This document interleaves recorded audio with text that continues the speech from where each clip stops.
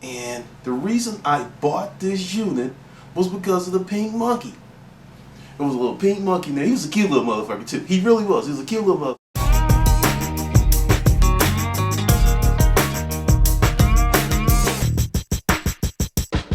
Hey, this is Glendon with Making Money with Storage Unit Auctions. Bobby, this one's for you. The title of this segment, That Pink Monkey on the Pole.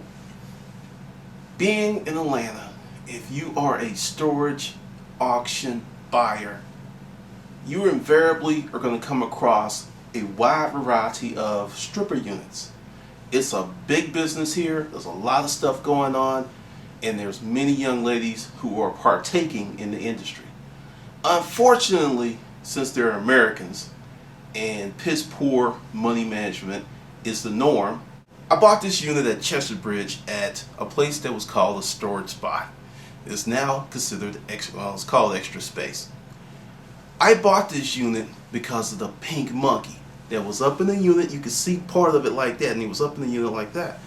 And he was a cute little motherfucker. I was like, I gotta have him. You know, sometimes you see a unit and it's just one thing that you want, and it just pulls you. You're just compelled to buy it for that one thing. And that was the deal with this.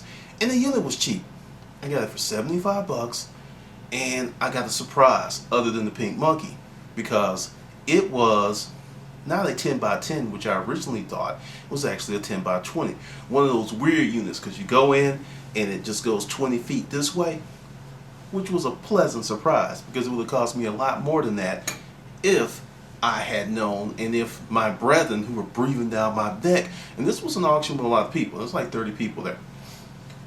So we go ahead, close the deal down, and like on the TV shows, I can't wait to get in there to get my monkey. So I go back to the unit and open it up, and the unit is just stacked so crazy that I just said screw it and came back the next day with my guys. Well, the unit was stacked really funny, and also it was a stripper unit. I know how much you deviants love these stripper units. I did not know it was a stripper unit until much later upon the unload. We're pulling out stuff, and there's a lot of nice stuff. And she was not just a pole hoe, she was a clothing hoe. I'm talking a name brand clothing hoe. Prada, Gucci, H&M. First time I came across some real Mizoni. Now, this wasn't the stuff they're selling in Target. Same designer, but if you Google this stuff and go to the website, this stuff is crazy, crazy expensive. It's ridiculous how expensive it is. So, definitely something you want to get a piece of if you see it. So I'm loading up the unit, and the sad, sad tale of her stripper lifestyle becomes evident in the blazing Georgia sun. I'm like, what is it with strippers that when they're at work, they want to take pictures with their girls? Because, you know, it was one shot, and thank you, whoever you were, and there was like 15 of them lined up all butt-ass naked, bent over, tooting it up. I was like, hallelujah. And it was all kinds of stuff. It was clear she was a stripper. And there was her stripper side, and then there was her schoolgirl side, because she went to one of the fondest historically black colleges in Atlanta. And that's all I'm going to say on that. I'm going through and it's already a win, because I found a pair of Gucci boots. I knew they were going to do 200 bucks, and they actually surprised me and did 320, and that was just one item. So we're pulling out stuff, nice bedroom furniture, all this other stuff. I didn't really see signs of sugar daddiness. Looks like she was an honest working girl, used her money to buy her own stuff. But after totaling it up, there was a unit I paid 75 bucks for, and it was clearly going to make $2,000 profit. Clearly. Now this is where it gets gooder. This is where we get to the good stuff. Go ahead and pull some things out, and I started reading letters. Man up. Don't be falling for no strippers and sending them love letters. That's a punk ass move, because you, Hootie Hoo, Boo Boo, Trick Doe, Leroy, all of y'all doing the same thing, and all she's doing is counting that money that you suckers are giving her. Stop doing that shit.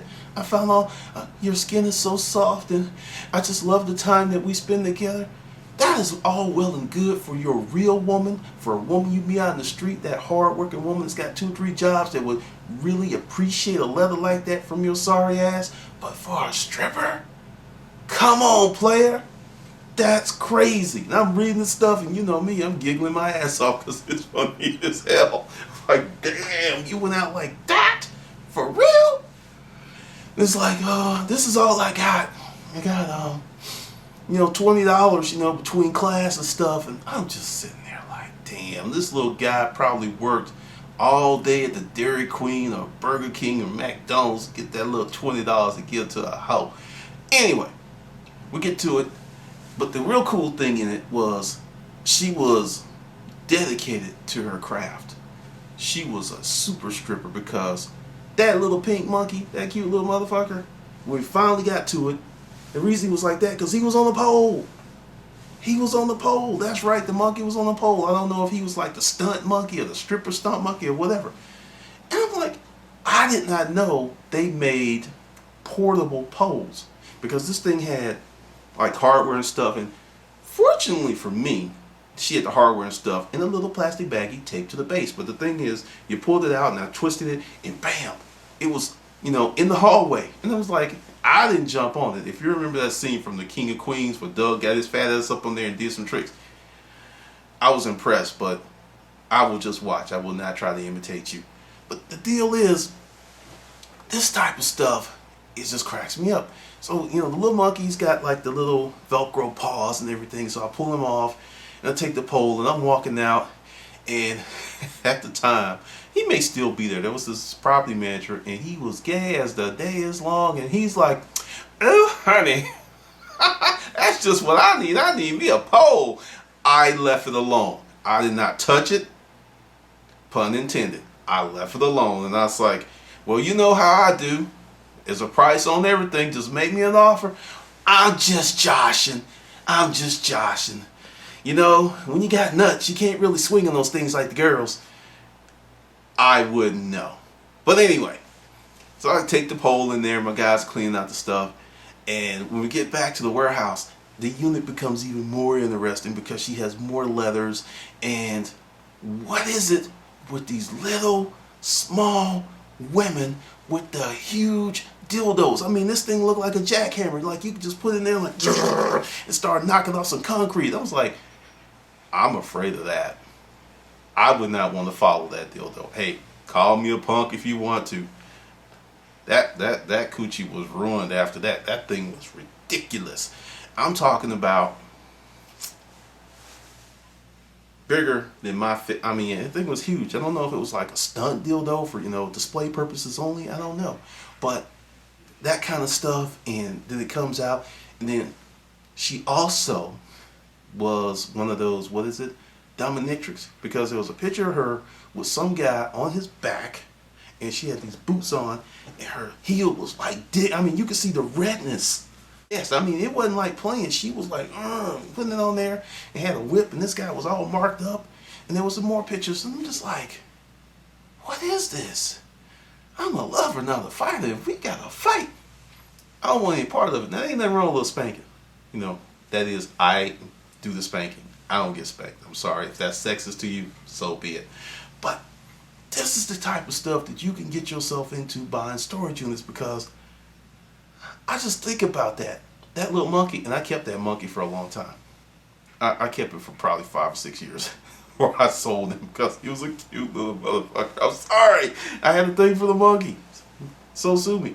But that's the tale of the pole. Now the next one, because I am actually getting my act back together again. Like I said, the summer was kind of rough on me.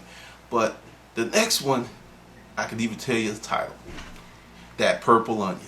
And if you're an old school Atlanta resident and you know about Stewart Avenue before it became Metropolitan, and you know about Club Nicky's, then you know about the Purple Onion. Alright, this is Glendon with Making Money with Storage Unit Auctions.